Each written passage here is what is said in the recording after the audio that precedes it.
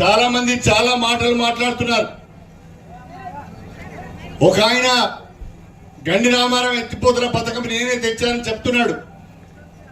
సరే, సంతోషం. మరి గండి రామారావు ఎత్తిపోతల పథకం నువ్వే తెస్తే ఆ గండి రామారావు ఎత్తిపోతల పథకం పూర్తి చేసి పీసర గ్రామానికి నీళ్లు ఎందుకు తీసుకురాలేదు? మీ పంట పొలాలకు ఉపయోగపడే పనులు మాత్రం చేయించుకున్నారు. మీ పంట పొలాలకు మాత్రం గోదావరి నీళ్లు వస్తున్నాయి. పీసర గ్రామానికి ఎందుకు రావడం లేదో మీరు సమాధానం చెప్పాలి. ఆనాడు ఎమ్మెల్సీగా ఉన్నారు, ఆనాడు ఎమ్మెల్యేగా ఉన్నారు. మీరు ఎందుకు చేయలేదో పీసర గ్రామ ప్రజలకు చెప్పాలి. నేను ఇప్పుడు చెప్తున్నా, 6 నెలల లోపల ఎత్తిపోతల పథకం పనులు పూర్తి చేసి మీకు సాగునీరు అందించే బాధ్యత నాది అని చెప్పి నేను ఈ సందర్భంగా తెలియజేసుకుంటున్నాను. ఒక పెద్ద మనిషి చాలా మాటలు మాట్లాడుతున్నాడు. మన పక్క నియోజకవర్గం ఆయనే, మన పక్క ఊరైనే చాలా మాటలు చెప్తున్నాడు. ఇక ఆయనంత సొక్కపోడు లేనట్టు, ఆయనంత శుద్ధపూస లేనట్టు, ఆయనంత నీతిమంతుడు ఎవరు లేడనట్టుగా మాట్లాడుతున్నాడు. ఆయన ఎవరో మీకు తెలుసు.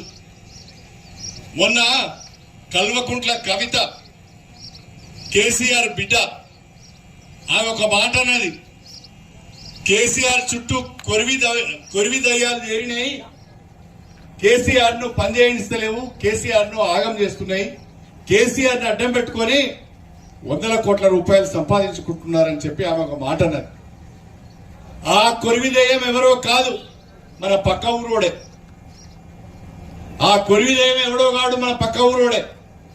కేసీఆర్ పేరు చెప్పుకొని 100 కోట్ల ఆస్తులు సంపాదించుకొని ఆ డబ్బుతో యూనివర్సిటీలు, మెడికల్ కాలేజీలు, ఇంజనీరింగ్ కాలేజీలు పెట్టుకొని ఇవాళ తాను నీతివంతుడిని సుఖపోని అని చెప్తున్నాడు.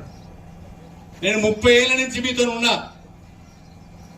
ఏ ఒక్కరి దగ్గరనైనా పదవి ఇస్తానో, పని ఇస్తానో, లేకుంటే ప్రభుత్వ పథకాలు ఇస్తానో మిమ్మల్ని ఎవరైనా మోసం చేసి ఒక్క 10,000 రూపాయలు లంచం తీసుకున్న దాఖలాలు పీచరలో ఉన్నాయా అని నేను అడుగుతున్నా. ఎవరి దగ్గరైనా 10,000 రూపాయలు తీసుకున్నట్టుగా ఈ గ్రామస్తులు చెప్తే ఇక్కడే ముక్కు నేలకు రాసి నేను మీకు క్షమాపణ చెప్తానని చెప్పి ఈ సందర్భంగా తెలియజేసుకుంటున్నాను. నాకు మీరు ఇచ్చిన అవకాశాన్ని సద్వినియోగం చేసుకొని అభివృద్ధి చేయడమే తెలుసు.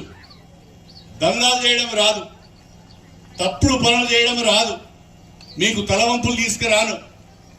ఎక్కడికైనా నా సొంత డబ్బులతోనే వెళ్తాను. ఎవరిని